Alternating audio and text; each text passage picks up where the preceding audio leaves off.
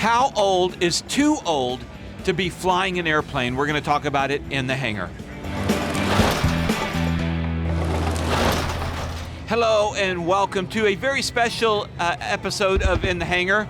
We are at the Air Venture. The air show is going on, so you're going to hear a lot of noise.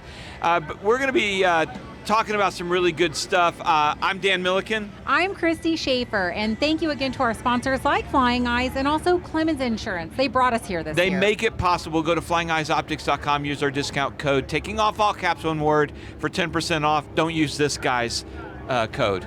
Yeah, it's just plain crazy. No, it's JPS. It's significantly faster to type. Do you want to Just save plain money No. quickly, or do you want to have to type out that whole code? I don't even remember what they said. Use his discount code. He wasn't even listening. Just plain crazy, and when that doesn't work, use taking off. Okay, we're going to be talking about age, but while we're still being silly, I do want to cover one thing. We've had Hoover on the show before, and I want to revisit something that I forgot to ask in that real quick. Hoover, you were in the military, you were in the Air Force. That's your call sign is Hoover. How did you get that call sign? Yeah, that's your call sign. That's not actually your name. I knew this was going to come up eventually. Yeah, so I trapped you here. So the shortest version of the story is when I first showed up in my operational fighter squadron, the first operational fighter squadron, that's where you get your call sign. And typically the pilots in the squadron, they're going to look for you to do something dumb or mess up somewhere so they can make fun of you, and that's where your call sign comes from. I hadn't really done anything wrong during my short tenure when I started in the squadron. I wasn't perfect, but I hadn't done anything. You didn't give him any that they ammunition. would consider No noteworthy, mishaps. right? However, when I first showed up in the squadron, somebody switched out on my flight gear on accident. So when I went to do my initial fitting, the flight gear was way too big for me. And one of the life support technicians was joking around. I said, well, sir, we might have to get you a women's G suit because, I don't think they make a men's one this small because I'm a skinny guy and I was skinnier back then. And there was a female in the squadron. She kind of overheard this. And so she took the story and ran with it and went around the squadron telling everybody, hey, that new guy that showed up, he's a closet cross-dresser. He wears women's flight suits. He wears women's, gear. And this is stuff. before the current. It was back in the. This is in the don't ask, don't tell. Don't tell era. And so I would get these funny looks from people, walking down the halls of the squadron, and then eventually people would start asking me, like, "Hey, man, I heard you wear women's flight suits." I'm like, "Where are you guys getting this, from?" And so eventually, when it came time for the call sign, they didn't, like I said, they didn't have anything else to say about me. And then they said, well, who was a closet cross-dresser? Well, J. Edgar Hoover was. So that's where Hoover comes from. J. Edgar Hoover. All right. Okay, so we'll get that. That's the silly part. Since we have Brian, now we're going to get kind of serious. And Brian, we're here because let's talk about. I mean, clearly in the political world today. Age has been leading the news, with Biden pulling out of the race and, the age issues that are at the forefront. In the aviation world, we've had the same thing. Now, in the airlines, in the 121 world, you have to leave at 65. They have determined you're too old on your 65th birthday. And there's been a lot of stuff in the news lately because they're trying to push it to 67. But they turned it down in the last legislation. Well, yeah, one of the houses or whatever turned it down. One said yes, one said no. Right. But yes, because of the age factor. Yeah, so let's talk about, you both are 121. Brian just got shot. You have a very personal story about your father, and I want to talk about that first. Okay, what we're going to talk about is how old is too old. When should you hang it up and not fly anymore because you're getting too old, your cognitive ability, your fine motor skill, whatever it is, becomes a danger in the cockpit. There was a recent crash up in somewhere, and I'm not going to get into that, but he was over 90, and they're wondering if that had a factor, and we don't know at this point. Brian, what's your experience with how old is too old? I would say the answer is going to be different for everybody. Absolutely. I don't think there's an answer. Cookie cutter. Recently I did a video. If you do watch my channel, my father and I flew together for 10 years. We shared a Cirrus. He shared a Cirrus with me. It was my dad was always my favorite person to fly with. If you had asked me, I would have thought he probably had another 5 to 10 years of flying. I didn't think he was too old to fly. Okay. I don't think he thought he was too old to fly. I think he thought he was too rusty to fly. Because I asked him, I knew he was going to sell the plane, and I said, so are you going to get something else, or are you done? And, he said, I'm done. I feel like I'm starting to get behind the plane, but in that video I did, his very last landing was like the most awesome, perfect centerline butter landing that's I've how ever you go seen. out. I know. It was like, if I land a plane like that, that's my last flight. Like, I'm too old to That fly. would have been you flying Lola to Sun and Fun last year. I should have hung it up right after that. There. But so I don't know. Like, if my dad is a fantastic stick and rudder pilot, always has. And when I started doing my training, I was 36 when I started, and he got back into flying. He was a pilot in the 80s, and he came back and started flying again. He would take me out and help me do night landings and different kind of stuff. So he was a very good stick and rudder pilot. Maybe 2 years ago, he told me he was starting to get a little bit behind on the radio. And I know there were some times when we'd fly, and he'd be like, what did they say? But his stick and rudder skills, even now, he hasn't flown in 6 months. I would probably put them above mine. So I think it's an internal monologue. And the thing is, how do you listen to it? Because I'm sure guys who are flying around at 80 years old right now go, I wonder if I should be doing this. And I bet you, I'm young. I'm very, very young, like super young in the aviation world. But when the time You're a comes, baby. I know. But when the time comes, I hope that I can do what my dad did, and I hope I can, beat it to the punch, as he said. Because what he didn't want to do was, the quote I took out of the video was, he said, I feel like I started everything late in life, and I'm always a little bit behind. He said, I didn't want to be too late to give this up.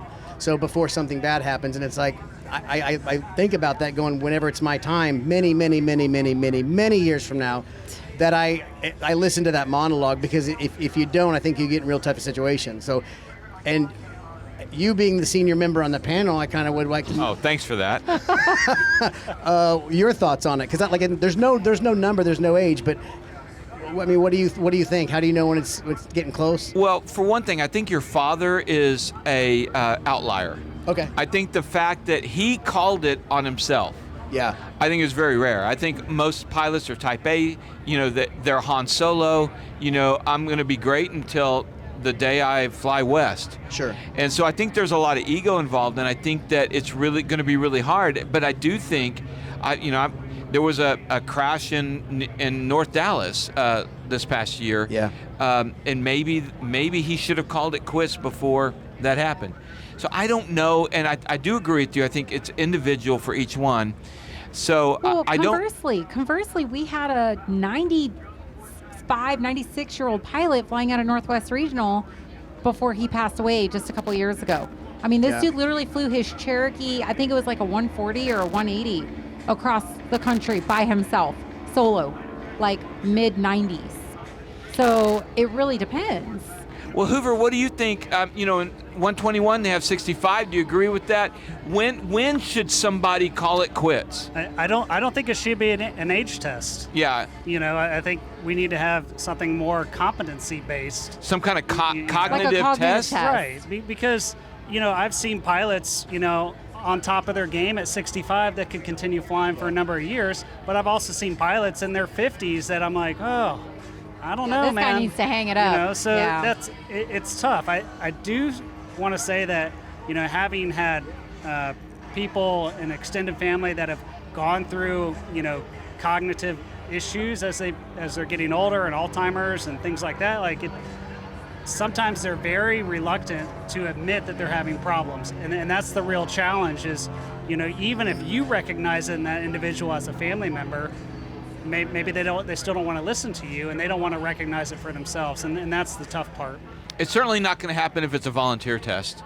Like, I'm 75, I'm going to volunteer and go take a cognitive test, especially in light of what a lot of people don't know or don't remember is that the FAA took Bob Hoover's medical in 1993, and I'm working on a script and story for that one, and that'll come out soon, but it was all based on an experimental cognitive test, and that was being argued among the neurologists and psychologists.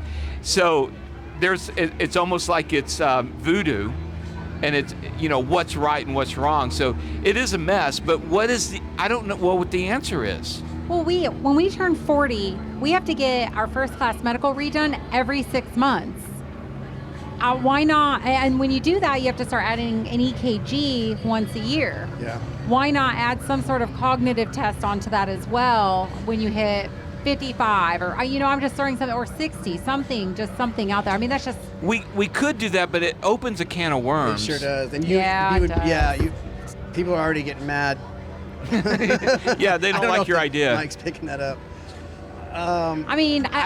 I do think it's a good idea what she's talking about, because I don't think it's a number. I think it's a proficiency thing. But how do you know? That's the only reason why you throw it out there is like, how do you know unless you have some sort of competency or cognitive test there? And how many of our BFRs have we felt like we were really tested on our flying skills? Right, exactly.